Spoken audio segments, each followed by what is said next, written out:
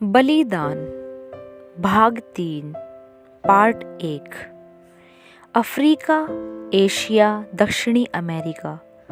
Africa, आशा में आनंदित, कलेश में स्थिर, रोमियो 12 का 12। केन्या, पूर्व अफ्रीका में माओ गुप्त दल का आतंक छाया हुआ है। यह समाचार पहली बार अगस्त 1952 में समाचार पत्रों में प्रकाशित हुआ। इसके बाद जो वृत्तांत प्रकाशित हुए उससे यह भी पता नहीं चल रहा था कि केन्या में क्या हो रहा है। सैकड़ों मनुष्यों की हत्याएं, जानवरों की हत्याएं और झोपड़ियों का जलाया जाना आदि कार्य किसी प्रकार यह प्रदर्शित नहीं कर रहे थे कि इस दल का मूल उद्देश्य क्या है। अत्यधिक गुप्तता यह इस दल की एक भयंकर विशेषता थी। अधिकांश घटनाओं में किसी को भी इस बात का पता नहीं चलता था कि किन लोगों ने हमला किया था, वे कहां से आए थे और कहां चले गए थे। इस माओ माओ आंदोलन के कारण सबसे अधिक हानि यदि किसी की हुई थी तो वह किकियू प्रदेश के नवजात मसीही कलीसिया की। इस आंदोलन के कारण अनेक मंडलियों की सदस्य संख्या घट गई थी। पादरियों का वेतन मिलना कठिन हो गया था और बहुत से नामधारी मसीहियों ने भयभीत होकर माओ माओ शपथ लेना स्वीकार कर लिया था। ऐसे अनेक गांव थे जहां प्रत्येक आदमी भयभीत होकर माओ माओ आंदोलन के पक्ष में हो चुका था। झोपड़ियां जलाई जा रही थी। जो लोग भागने का प्रयत्न करते थे उन्हें मार डाला जा रहा था और यदि वे घर में रह जाते थे तो जीवित जला डाले जाते थे। माओ माओ किकियू मसीही किकियू पर यह दोष लगा रहे थे कि वे ऐसे धर्म के प्रति निष्ठावान हैं जिनको वे परदेसी धर्म कहते हैं। एक शिक्षक ने जब यह कबूल नहीं किया कि यीशु मसीह यूरोपियन था तब उसे क्रूरता के साथ पीटा गया। एक मुखिया के पत्र से यह स्पष्ट हुआ कि किस प्रकार 4 बार उनका प्राण लेने का प्रयत्न किया गया। पहली बार आतंकवादियों ने उसे जीवित जला डालने का प्रयत्न किया परंतु वह बच निकला। दूसरी बार उन्होंने उसे जल समाधि देने का प्रयत्न किया था परंतु फिर भी वह बच निकला। तीसरी बार उस पर सशस्त्र हमला किया गया और अंत में उसे गोली से उड़ा दिया गया। मृत्यु के पूर्व जो पत्र उसने लिखा था वह परमेश्वर की स्तुति से भरा हुआ था। प्रत्येक हमले का बयान करके उसने परमेश्वर की स्तुति की और उसके नीचे बाइबल का एक पद लिखा। अंत में उसने लिखा था, अब मेरा जीवन जब्त किया हुआ जीवन है। इसके आगे जो कुछ भी मैं हूँ या जो कुछ मेरा है वह केवल मसीह का है। अन्य देशों के समान अफ्रीका देश में भी नामधारी मसीहियत काफी मात्रा में थी। माओ माओ आंदोलन का सामना करने की शक्ति इन नामधारी मसीहियत में लेश मात्र भी नहीं थी। सच्चाई यह थी कि बहुत से नामधारी मसीही जिनकी शिक्षा मिशन स्कूलों में हुई थी आतंकवादियों और डाकुओं से मिले हुए थे और उनके साथ राइफलों को लेकर जंगल में छिपे रहते थे। एक समय एक शिक्षक पर हमला हुआ और जिन लोगों ने उस पर हमला किया उनमें एक लड़का ऐसा भी था जिसको उसी शिक्षक ने एक दिन पहले ही स्कूल में पढ़ाया था। परंतु परमेश्वर की स्तुति हो कि सारी कलीसिया निर्जीव और नामधारी नहीं बन चुकी थी। जगह जगह ऐसे मसीहियों के छोटे छोटे झुंड थे जो वास्तव में विश्वासी थे, जो अपना दैनिक जीवन अपने विश्वास के अनुसार बिताते थे। इस माओ माओ आंदोलन के सामने ठहरने का साहस तथा शक्ति केवल इन्हीं लोगों में थी। गत कुछ वर्षों में परमेश्वर के पवित्र आत्मा ने अपना अद्भुत कार्य पूर्व अफ्रीका के अनेक प्रदेशों में करना आरंभ कर दिया है। इस आत्म जागृति के लिए परमेश्वर की स्तुति हो, क्योंकि यदि ये आत्म जागृति ना आती तो किकियू कलीसिया का एक छोटा सा अंश ही शेष रह जाता। इस आत्म जागृति के कारण हजारों नामधारी मसीहियों को जीवित मसीह के पक्ष में लाकर खड़ा कर दिया है। इस आत्म जागृति ने परमेश्वर के अनुग्रह के सनातन सुसमाचार की सच्चाइयों को फिर एक बार लोगों के सामने रखा है। प्रत्येक विश्वासी व्यक्ति के जीवन में यीशु मसीह का स्थान क्या है, इसी बात पर अधिक जोर दिया जा रहा है। विश्वासी भाई बहन अब निर्जीव साक्षी पर संतुष्ट नहीं है।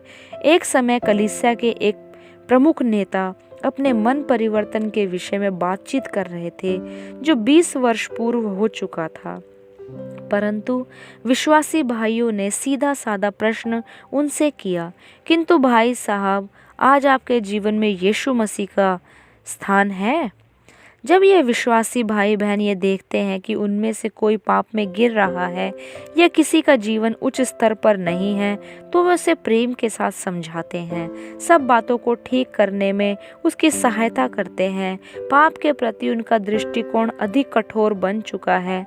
ना वे अपने जीवन में पाप देखना चाहते हैं, ना अन्य भाइयों के जीवन में। जिन बातों से यीशु मसीह की महिमा नहीं होती है, उन बातों को वे अपने जीवन में नहीं रखना चाहते हैं। अपने आत्मिक जीवन के कारण से ये विश्वासी भाई अब प्रख्यात हो चुके हैं। इन भाइयों को आप कहीं भी देखिए, उनके तेजस्वी चेहरों से आपको यह तुरंत पता चल जाता है कि वे ज्योति में चल रहे हैं। वे आपको यह बताएंगे कि उनके जीवन में ऐसी कोई बात नहीं जो छिपा सके, क्योंकि वे जानते हैं कि वे पापी हैं। जो कुछ वे हैं उससे अधिक अच्छे समझे जाएं, यह उनकी लेश मात्र भी इच्छा नहीं है। वे यह जानते हैं कि उनके अंदर कोई ऐसी बात नहीं है जिस पर वे गर्व कर सके। यीशु मसीह की उद्धारक शक्ति, मार्गदर्शन करने वाला उसका हाथ, गिरने से बचाने की उसकी सामर्थ, केवल इन्हीं बातों पर उन्हें गर्व है। माओ दल की ओर से किए गए अत्याचारों के बीच भी उन्होंने शांति और आनंद के साथ जीवन बिताया था। यद्यपि वे बार बार इस बात को स्वीकार करते हैं, कभी कभी हमें डर लगता था, परंतु फिर इस भय के लिए हमने पश्चाताप व्यक्त किए। हम सबों ने मिलकर प्रार्थना की और हमारा यह पाप भी धुल गया। प्रभु यीशु मसीह के पवित्र लहू से जो बचाए गए हैं, उन अफ्रीकी तथा यूरोपीय विश्वासियों के बीच आज जो मधुर संगति है, उसमें वर्ण भेद की झलक भी नजर नहीं आती। अफ्रीकी विश्वासी भाइयों ने अब इस बात को मान लिया है कि उनके हृदयों में यूरोप के विश्वासी भाइयों के प्रति द्वेष था, परंतु अब अफ्रीकी और यूरोपियन के बीच की दीवार टूट चुकी है। अफ्रीकी विश्वासियों की संगति में यूरोपियन को एक नया आनंद प्राप्त हुआ है। ऐसे बड़े बड़े सम्मेलन हो चुके हैं जहां अफ्रीकी तथा यूरोपियन विश्वासियों ने मिलकर कार्य किया था। खाना बनाना, पानी लाना, लकड़ी लाना, झाड़ना आदि कार्यों में एक दूसरे का हाथ बटाया था। दोनों ने मिलकर प्रचार किया था और उन नए विश्वासियों का, जिन्होंने यीशु मसीह को अपने उद्धारकर्ता के रूप में ग्रहण किया, स्वागत किया था। परमेश्वर ने ठीक समय पर किकियो कलीसिया को केवल यीशु मसीह के बहुमूल्य लहू पर विश्वास रखने के लिए जगाया, क्योंकि यही एक ऐसा लहू है जो सदा बहता रहता है। शुद्ध होने के लिए, क्षमा प्राप्ति के लिए, शांति प्राप्ति के लिए सदा यही लहू प्राप्त हो सकता है। यही लहू है जो उद्धार की एकमात्र आशा है। मूर्तियों के सामने बलिदान किए हुए प्राणियों के लहू में माऊ लोगों का विश्वास था। मसीही किकियो ने अब यह जान लिया है कि उसकी सारी आवश्यकताओं की पूर्ति केवल यीशु मसीह के लहू के द्वारा ही होती है। अब उनका दृष्टिकोण भिन्न हो चुका है। वह अब इस संसार का दृष्टिकोण नहीं रहा। अब वह राजनीति में किसी प्रकार का हिस्सा नहीं लेते, परंतु स्वर्ग की ओर देखते हुए यह कहते हैं, स्वर्ग ही मेरा घर है और मैं स्वर्ग का नागरिक हूँ। मानो उन्हें देने के लिए इस संसार के पास अब कुछ भी नहीं रहा। ये अब दूसरे संसार के बन गए हैं। उनके जीवन में यह जो प्रबल आत्मिकता आ गई थी, उसी के कारण माओ आतंकवादियों का क्रोध उनके ऊपर भड़क चुका था। परंतु सारे अत्याचारों को सहते हुए भी जो सच्चे मसीही नेता थे, उन्होंने यीशु मसीह का सुसमाचार साहस के साथ सुनाया था।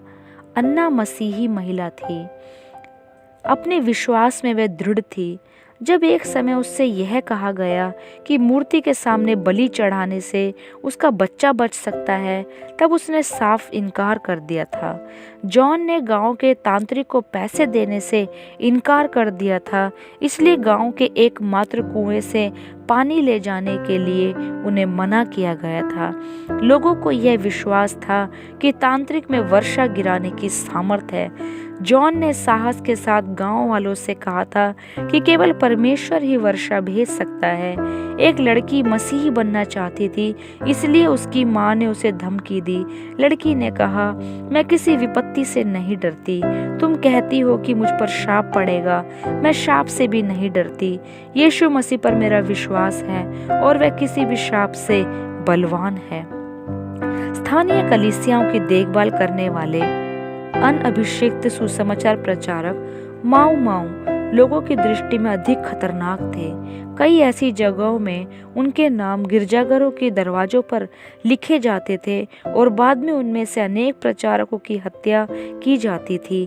मसीही मंडलियों को निर्बल बनाने का यह एक क्रूर उपाय था, क्योंकि इस प्रकार मसीही मंडलियां बिना नेता के रह जाती थी। माऊ माऊ अत्याचारी मुहिम के समय मसीही महिलाओं ने भी असीम साहस और बुद्धि का परिचय दिया।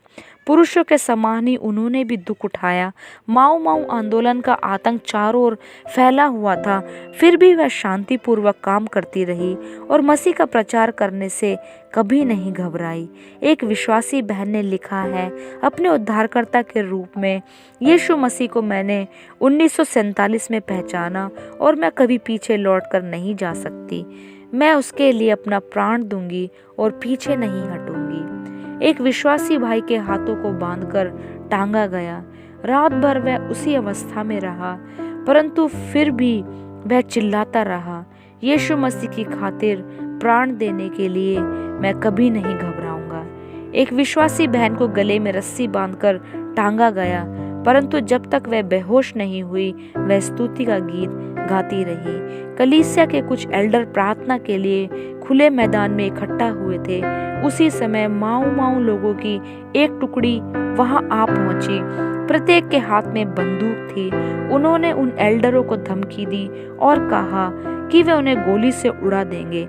एल्डरों के प्रमुख ने कहा, तुम हमें मार डालो, परंतु इससे हमें कोई हानि नहीं पहुंचेगी। केवल इतना ही होगा, हम अपने प्रभु के पास जल्दी ही चले जाएंगे। परंतु इससे पहले हम आप लोगों को उसके विषय में बताना चाहते हैं। उस टोली ने यीशु मसीह की उद्धारक शक्ति के विषय में चुपचाप सुन लिया और वे वहां से चले गए। जब वे लोग आप लोगों पर हमला करने के लिए आ जाते हैं, तब आपको कैसा लगता है? एक प्रचारक से पूछा गया। क्या आपका दिल कड़वाहट से भर जाता है? जी नहीं, उसने उत्तर दिया। उन मनुष्यों के प्रति जो यीशु मसीह को नहीं जानते, मेरा दिल अधिक करुणा और यीशु मसीह के प्रेम से भर उठता है। एक पति ने बहुत प्रयत्न किया कि उसकी पत्नी माऊ माऊ शपथ ले, किंतु उसकी पत्नी ने साफ इनकार कर दिया। मैं उस मूर्ति पूजक लहू में कभी सहभागी नहीं हो सकती। प्रभु भोज लेकर मैं यीशु मसीह के लहू में सहभागी हो चुकी हूँ। एक दिन एक शिक्षक के सामने एक मनुष्य आ पहुंचा। उसके हाथ में पिस्तौल थी। उसी दिन उस शिक्षक ने अपने परिवार के साथ प्रार्थना करते समय यह पढ़ा था, प्रभु का नाम एक ऊंचे गढ़ के समान है, धर्मी उसमें शरण लेता है और सुरक्षित रहता है। सामने पिस्तौल देखकर यही शब्द उसके दिल में गूंज उठे। उसने अपने प्रभु को पुकारा, यीशु, और पिस्तौल की पहली गोली ने उसके शरीर को बेधा। फिर एक बार आवाज हुई, दूसरी गोली निकली और वह चिल्ला उठा, यीशु। 4 बार गोली चलाई गई, 4 बार यीशु का नाम गूंज उठा। इसके बावजूद प्रभु ने उसे सुरक्षित रखा और बचा लिया। 4 बार हमला असफल रहा। उसका प्राण लेने के लिए केवल यही एक प्रयत्न नहीं किया गया था। इस प्रकार वीरता की अनेक कहानियां हैं, परंतु इसके साथ साथ दुख से भरी हुई निर्दयता की कहानियां भी बहुत हैं। परंतु इन सारी कहानियों में केवल एक ही बात दिखाई देती है, विश्वासियों का अटूट विश्वास, उनकी लगन, उनकी सच्चाई। साहस के साथ उन्होंने दुख भोगा, साहस के साथ उन्होंने अत्याचारों का सामना किया और तो भी अपने अन्य भाइयों के दुख में सहभागी रहे। हम इन अत्याचारों से नहीं डरते। कलीसिया की एक सभा में एक नेता ने कहा, हमारा जीवन परमेश्वर के हाथों में है। यदि हम मर जाएंगे तो यही होगा कि हम उसके साथ रहने के लिए चले जाएंगे। इन अत्याचारों ने यीशु मसीह को हमारे लिए और भी अधिक वास्तविक बना दिया है। दूसरे भाई ने तत्काल कहा, जब वे लोग रात में आकर शपथ लेने के लिए हमारे घरों से बाहर निकालते हैं, तब ये प्रमाणित करने का समय आ जाता है कि क्या यीशु मसीह हमारे लिए सब कुछ है या नहीं। गनथाम नाम का एक नौजवान सुसमाचार प्रचारक था। विश्वासियों का वह नेता था। उसकी पत्नी का नाम था रिबिका। एक रविवार को अपने जिले के मसीहियों के सामने गनथाम ने गवाही दी थी। कुछ दिन बाद उसकी पत्नी ने कुछ ऐसे अंग्रेज सिपाहियों को देखा जो उसके घर के निकट ही अपनी जीप गाड़ी में विश्राम कर रहे थे। वे थकन से चूर और प्यास से व्याकुल थे। उनकी यह दशा देखकर उसकी पत्नी को दया आई और उसने उन सबों को चाय पिलाई। मध्य रात्रि के बाद कुछ माऊ लोगों ने उनके घर पर हमला किया और दोनों पति पत्नी को बाहर निकालकर मार डाला। निकट की एक पहाड़ी पर उन्हें दफनाया गया। उस समय माऊ लोगों ने दूर से इस अंतिम संस्कार को देखा। उस संस्कार में जो मसीह उपस्थित थे, उनमें से एक ने बाद में कहा, ऐसा लग रहा था मानो यह अंतिम संस्कार नहीं, विवाह समारोह था। ऐसी खुशी और शांति उस समय थी कि मानो शादी हो रही हो। गनथाम और रिबिका की शादी इसी स्थान पर हुई थी और अब वे मेमने के विवाह भोज में सम्मिलित होने के लिए चले गए थे। जैसे जैसे समय बीतता गया, अत्याचारों का स्वरूप भी अधिक कठोर होता गया। एक पहाड़ी के निकट एक छोटा सा गांव है। एक दिन माऊ दल के लोगों ने इस गांव पर हमला बोल दिया। कई लोग एक सुसमाचार प्रचारक के घर में घुसे और उसकी पत्नी के सामने ही उसे क्रूरता के साथ मार डाला। उसकी पत्नी को भी उन्होंने पीटा। उसी समय वहां के पादरी साहब को भी उन्होंने पकड़ा। उनको भी खूब पीटा गया। उनके हाथ की खाल खींच डाली और उनके दूसरे हाथ पर माऊ शब्द लिखकर वे चले गए। तो भी जब उन पादरी साहब को अस्पताल में लाया गया, उनके जख्मों पर पट्टियां बांधी गई। तब वे परमेश्वर की स्तुति करते हुए गीत गाने लगे। उनके चेहरे पर ना क्रोध था ना घृणा थी। एक गांव में एक शिक्षक रहते थे। उन्होंने यीशु मसीह को ग्रहण किया था। अतः माऊ शपथ लेने से उन्होंने साफ साफ इनकार कर दिया। उनके परिवार में केवल वही ऐसे थे जिन्होंने यह शपथ नहीं ली थी। निकटवर्ती प्रदेश में कहीं भी ऐसी मसीह संगति नहीं थी जहां वे जा सकते थे। बार बार माऊ दल की ओर से उन्हें धमकी दी गई। उन्होंने शांति पूर्वक कहा, प्रत्येक मनुष्य को कोई ना कोई संसार चुनना पड़ता है। आप लोगों ने यह संसार चुन लिया है।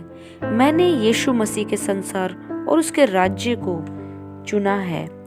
एक दिन रात को माऊ दल के लोग आ गए। उनके हाथ में पिस्तौल देखकर शिक्षक ने कहा, प्रभु इन्हें क्षमा कर, क्योंकि ये नहीं जानते कि ये क्या कर रहे हैं। फिर उन्होंने कहा, प्रभु यीशु मेरी आत्मा को स्वीकार कर, और अंत में पूरा हुआ। उसी समय माऊ दल के लोगों ने उनको गोली से उड़ा दिया। इस प्रकार अपने प्रभु के साथ साथ चलने वाला एक प्रभु भक्त शहीद हुआ। यह प्रार्थना न करो कि हम सुरक्षित रहें, परंतु यह प्रार्थना करो कि हम विश्वास योग्य रहें। एक किकियू मसीह की यह विनती थी।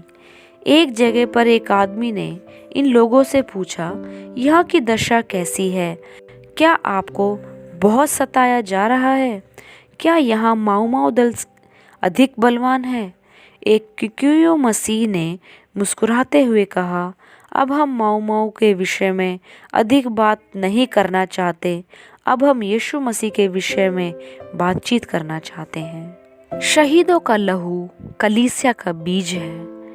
किकियू संकट और माऊ द्वारा शुरू की हुई मुहिम को अब कुछ वर्ष हो चुके हैं, किंतु इन वर्षों में ही आशीष के प्रमाण जगह जगह दृष्टिगोचर हो चुके हैं। ये बताया जा रहा है कि किकियो विश्वासियों के अनेक झुंड आज जगह जगह फैले हुए हैं और कलीसिया का पुनर्संगठन हो रहा है। अत्याचारी मुहिम की अग्नि में बहुत सी घास फूस जल चुकी है और अब कलीसिया अधिक बलवान और अधिक शुद्ध बन गई है। माऊ माऊ लोगों तक सुसमाचार पहुंचाने के भी अनेक प्रयत्न किए जा रहे हैं। जिस मसीह का उन्होंने अब तक इनकार किया है, उस मसीह को उनके सामने रखने का प्रयत्न हो रहा है। परमेश्वर ने अपने भक्तों के इन प्रयत्नों पर आशीष दी है और अब वहां से यह समाचार प्राप्त हुआ है कि ईश्वरीय प्रेम ने अनेक माऊ माऊ के हृदय को जीत लिया है। किंतु आज भी बहुत से लोग हैं जो परमेश्वर का वचन किसी भी दशा में सुनने के लिए तैयार नहीं हैं। माओ माओ दल के अनेक लोगों को गिरफ्तार कर लिया गया है और जब तक वे इस बात का प्रमाण नहीं देते कि शांति प्रिय जीवन बिताने के योग्य वे बन चुके हैं, तब तक उन्हें भिन्न भिन्न छावनियों में रखा जाने वाला है। इन छावनियों में सुसमाचार सुनाने का सुअवसर प्रभु के भक्तों को प्राप्त हो रहा है। एक दिन ऐसी एक छावनी में दो विश्वासी भाई प्रचार करने के लिए गए थे। उन्होंने अपना अनुभव निम्नलिखित शब्दों में व्यक्त किया है। उनके माऊ माऊ लोगों के कठोर और क्रूर चेहरों की ओर देखकर ऐसा प्रतीत हो रहा था कि उनके हृदयों में कोमलता तनिक भी नहीं है। जब सिपाही उन्हें हमारी ओर लाने लगे, तब जैसे ही उन्होंने हमारे गोरे चेहरों को देखा, वे पीछे मुड़कर छावनी में लौट गए। तो भी अपने माऊ माऊ नेता की आज्ञा का उल्लंघन करके लगभग 20 लोग हमारे सामने आए और उन्होंने शांतिपूर्ण सुसमाचार सुना। जो अधिक कट्टर माऊ माऊ हैं, वे लगभग पाषाण हृदय बन चुके हैं, मसीहत के कट्टर विरोधी बन चुके हैं। एक सभा में ऐसे लोगों ने अपने सिरों पर कंबल डाल लिए और जैसे ही हमने बोलना शुरू किया, उन्होंने हमारी ओर पीठ की और चुपचाप बैठे रहे। एक दूसरी मीटिंग में 1200 कट्टर माऊ माऊ उपस्थित थे। जिस शांति के साथ उन्होंने हमारी बातें सुन ली, वह देखकर हमें आश्चर्य हुआ। एक भी मनुष्य वहां से नहीं हिला था। क्रूस के विषय में बताते समय हमने मसीह का नाम परमेश्वर के पुत्र के रूप में लिया था। उसके प्रत्यक्ष नाम का उल्लेख हमने नहीं किया था। अंत में हमने उनसे कहा कि वह परमेश्वर के पुत्र को ग्रहण करें और उसके बाद हमने उन्हें बताया कि यह परमेश्वर का पुत्र प्रभु यीशु मसीह है। जैसे ही उन्होंने यीशु मसीह का नाम सुना, वे उत्तेजित हो उठे और चिल्लाते तथा श्राप देते हुए वहां से चले गए। इतना विरोध होते हुए भी सुसमाचार ने इन पाषाण हृदयों को तोड़ा है और ऐसे अनेक लोग हैं जिन्होंने यीशु मसीह को ग्रहण कर लिया है। उनका यह निर्णय बहुमूल्य निर्णय है, क्योंकि वे जानते हैं कि कभी न कभी अन्य माऊ माऊ लोगों के हाथ से उन्हें मृत्यु का स्वाद चखना पड़ेगा। एक अन्य छावनी में 40 कट्टर माऊ माऊ लोगों ने गुप्त रूप में और अलग अलग आकर और बड़ा खतरा मोल लेकर सिपाही से विनती की कि वे यीशु मसीह के विषय में अधिक जानना चाहते हैं। उन्हें सुसमाचार सुनाया गया और प्रत्येक ने यीशु मसीह को अपने उद्धारकर्ता के रूप में ग्रहण किया। इस प्रकार माऊ माऊ लोगों के जिस दल ने 2000 से भी अधिक अफ्रीकी मसीहियों को मार डाला, उसी दल के आज ऐसे लोग भी हैं जिन्होंने यीशु मसीह को ग्रहण किया और अब तक माऊ माऊ दल के 2500 लोगों ने यीशु मसीह में अपना विश्वास प्रकट किया है। परमेश्वर के अनुग्रह के सुसमाचार की यह एक और विजय है।